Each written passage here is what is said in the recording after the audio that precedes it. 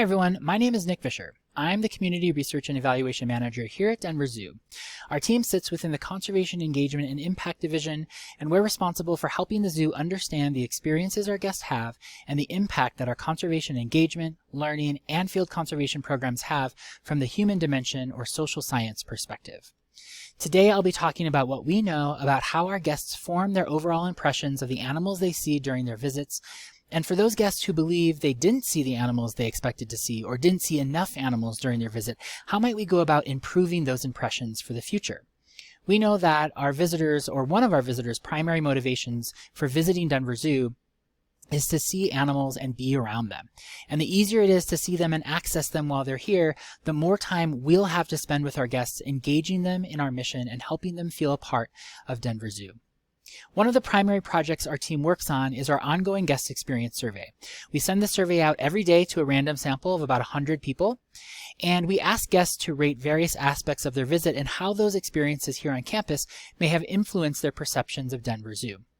The survey asks guests to rate their overall experience that day, how welcoming they felt the atmosphere was, how safe they felt, how accessible they felt the zoo was, how clean it was, how beautiful they felt the habitats were, how beautiful they felt the public spaces were, how valuable they felt the experience was for the money that they spent, and of course how easy it was to see animals in their habitats. And when we ask guests to rate how easy it was to see animals, we do so on this 5-point fully labeled scale from not at all easy all the way up to extremely easy. So looking at our full data set of survey results for 2021 from January to December, 22% of our guests gave this rating a top box response of extremely easy to see. So about 1 in 5 of our visitors said it was extremely easy to see animals in their habitats during their visit. Another 41% said it was very easy to see them. So we have this group of about 2/3 of visitors who say that it was either very or extremely easy to see animals in their habitats.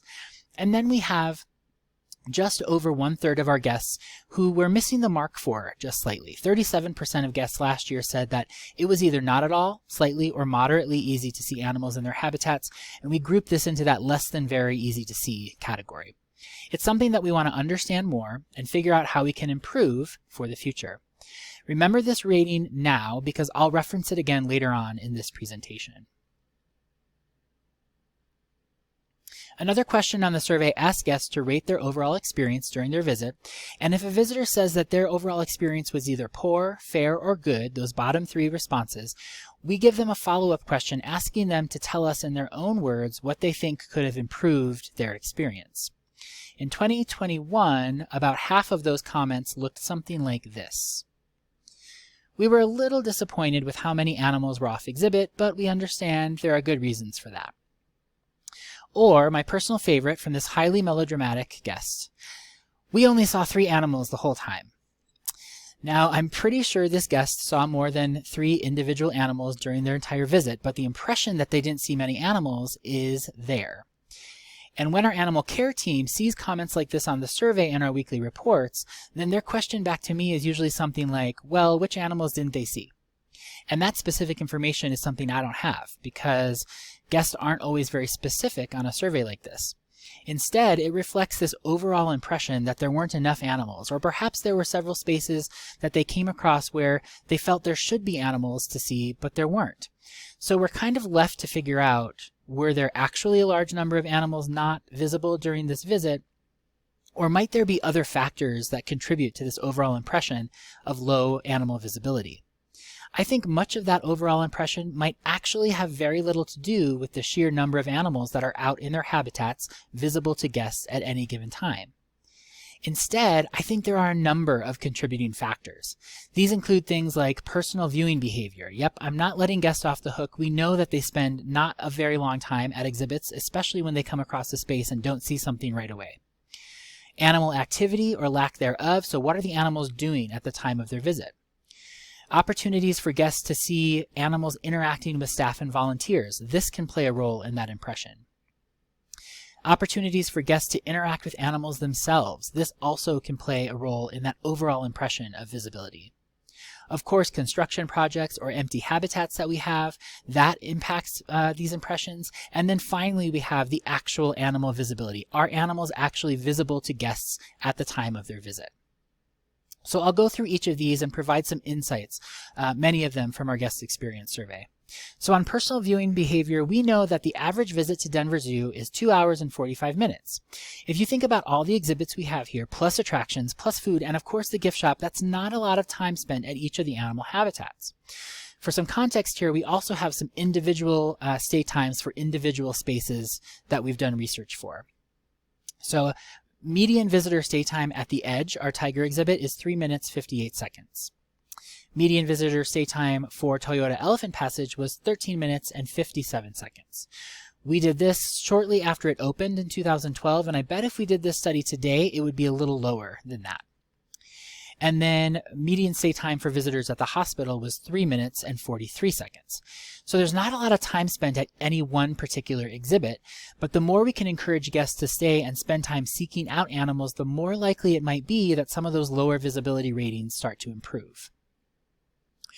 We also know that another factor could be our guests' familiarity or relationship with the zoo.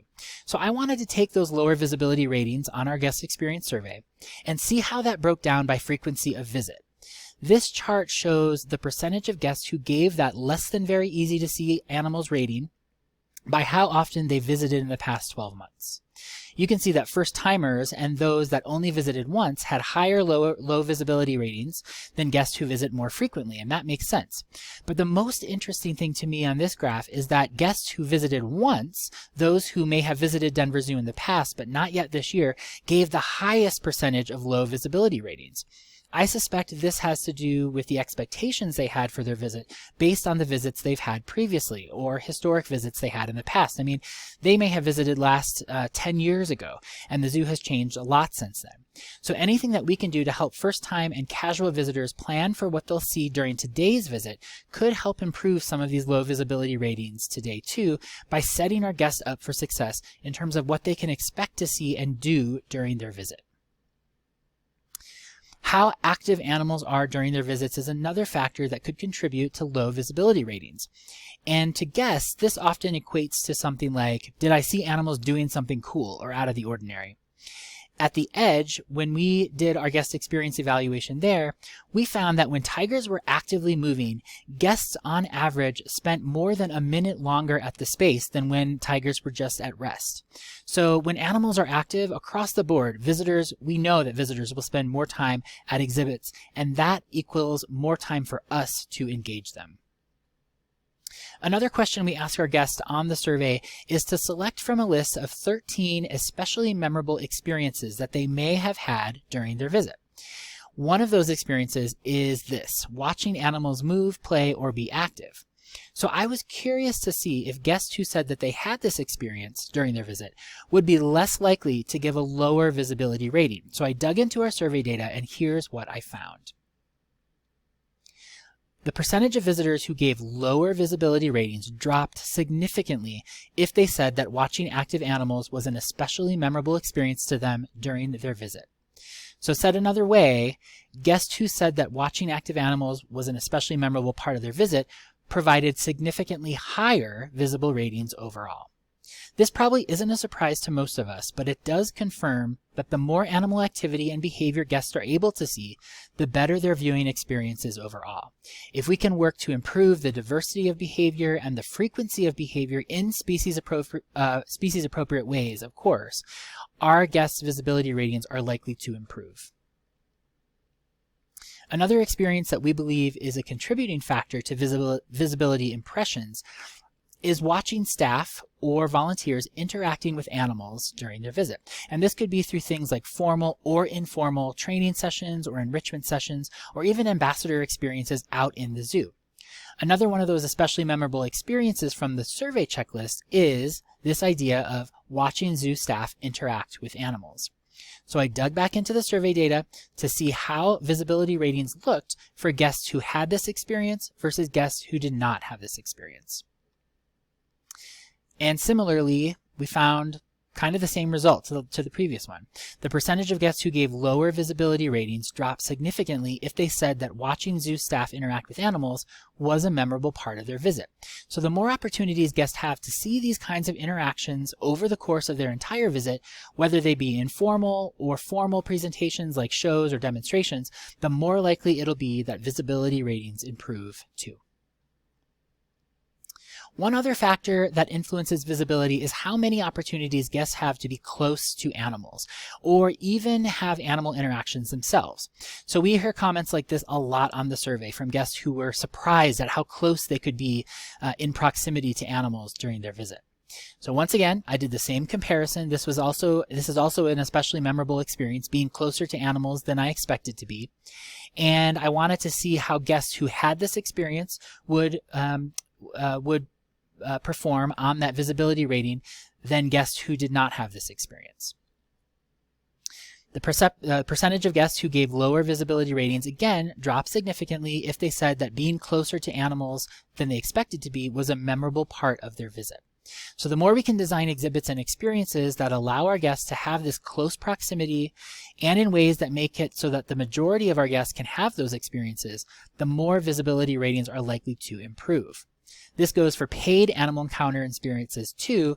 So we know that last year through May through September, 11% of survey respondents said that they visited Lorikeet Adventure during their visit.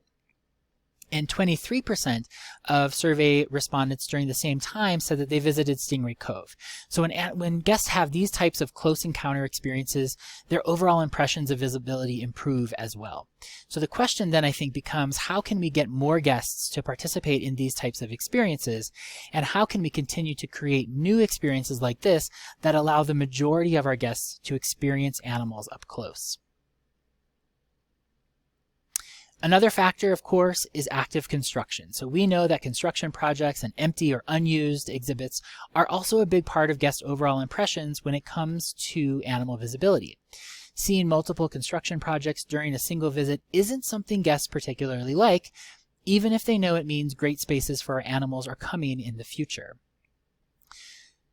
To a visitor today, these spaces might represent places where they think they should be able to see animals or otherwise access but can't.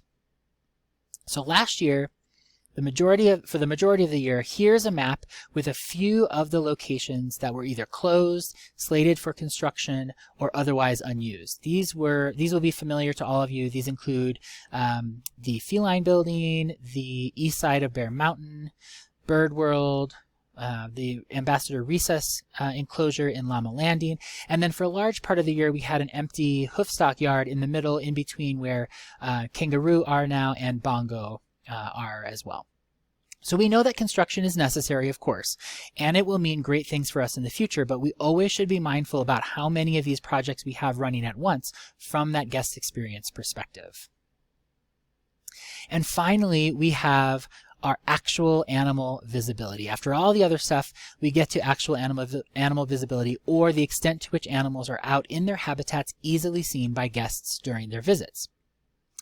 We come back to that first question of guests who say that they didn't see a lot of animals on the guest experience survey. They often don't give us those specifics. So here's one of the ways that we can get at those specifics.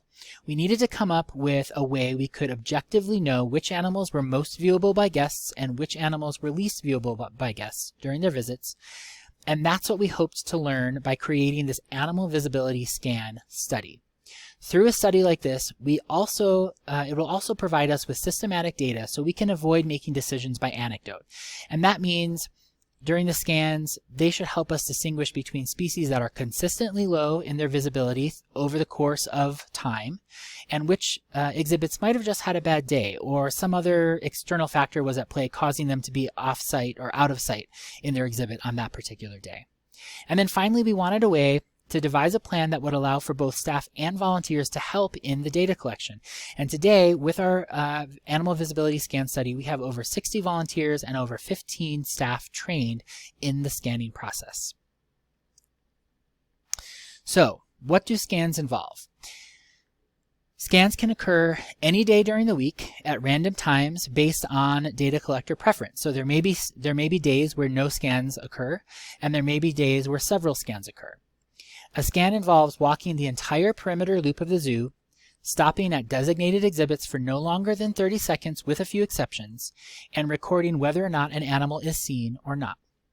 We generally have employed an 80% visibility goal, which means for a single exhibit, at 80% of the scans we complete, we'll see a visible animal. So we take all of those individual visibility numbers, we aggregate them into an overall average, and that's what our overall zoo average is. And 2021's overall average was 77%, so just under that 80% threshold. So coming back to our 2021 map with the construction, we can overlay the spaces that were lower in visibility alongside those construction or empty space locations to get an idea of how guests might experience the zoo from the visibility perspective or the lower visibility perspective. So here are all of the spaces that were consistently below that 80% threshold. They never met 80%. And those are not going to be unfamiliar to many of you who do these scans. These were North American porcupine at Bear Mountain, red-ruffed lemur, spider monkey in Primate Panorama, the exhibit that's occupied now by Needles, the African-crested porcupine, the hornbill in Primate Panorama, and then clouded leopard. Although clouded leopard really did hit almost 80% in November. They were at 79.5%. So, I want to give them credit where credit is due. We love the clouded leopards. Now, another layer that we can add or overlay to this map is the exhibits that were sometimes lower than 80%. So these are the exhibits that were lower than 80% at least 4 months out of the year. So you can see that there are quite a few more exhibits here, and some of these are seasonal, some of these are not. But you can see that as we start adding to this map, it becomes a little more clear why many guests may have these kinds of impressions around the animals that they see or don't see during their visits. So we can really use a visualization like this, a visual like this, to understand sort of the hot spots when it comes to lack of visibility around campus. And this might give us things to do such as activate campus in different ways with more volunteer carts, guest engagement carts. Of course, the animal staff can use these data to understand how their animals are using their space, when they're using their spaces, and how they might be able to improve some of the visibility for spaces where we have animals that have lower visibility. So how do we use what we know from here? And here are a few things that I think we can all do or all think about when it comes to some of this visibility information. And the first one is that everyone has a role. I think there's a really big perception that this is just animal care's responsibility. This is just the responsibility of our animal care teams to make sure their animals are out on exhibit. And I don't think that's the case. I think we all have a role to play when it comes to helping visitors understand where animals might be on exhibit, whether it be through pointing out animals as you see them, or helping visitors navigate their way through the zoo. Being close to animals is really important for our visitors, and so from lots of our teams here at the zoo, we can figure out ways that we can continue to create experiences for our visitors to be close to animals in a variety of ways. Again, looking for opportunities to help. This is something that we can all do when we're walking around on campus, whether we are doing a specific guest engagement position or not. If I see a guest who's looking at the map, I should be able to go up to them and ask them if they would like help finding specific animals. Or if I'm walking past an exhibit, especially one that I know has lower visibility, I might be able to stop and help a visitor find the animal or talk to them about why that animal might not be on exhibit. Those are all important, and those can help improve people's perceptions of visibility as well. And finally, you can become an animal visibility scanner, and that's one of the reasons we're doing this presentation today, to recruit additional volunteers to this process. We can always use more. So here are some things that you need to know if you want to be an animal visibility scanner. You must be able to start and finish a full zoo loop during open public hours. So remember, the primary research question is, are guests able to see animals in their habitats? And so we only do these scans during public hours.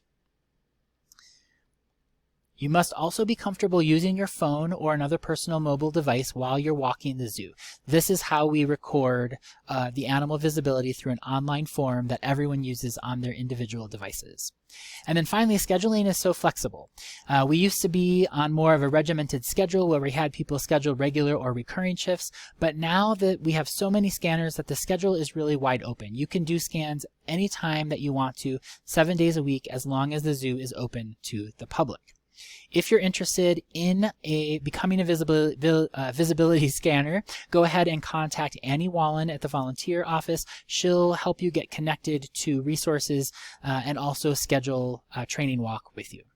So I want to thank you so much for giving me the opportunity to present to you today. I hope that what I shared was interesting and useful to you, maybe gave you some food for thought as we continue to do the important work of engaging our guests and creating memorable mission-based experiences for them here throughout the zoo and out in our communities.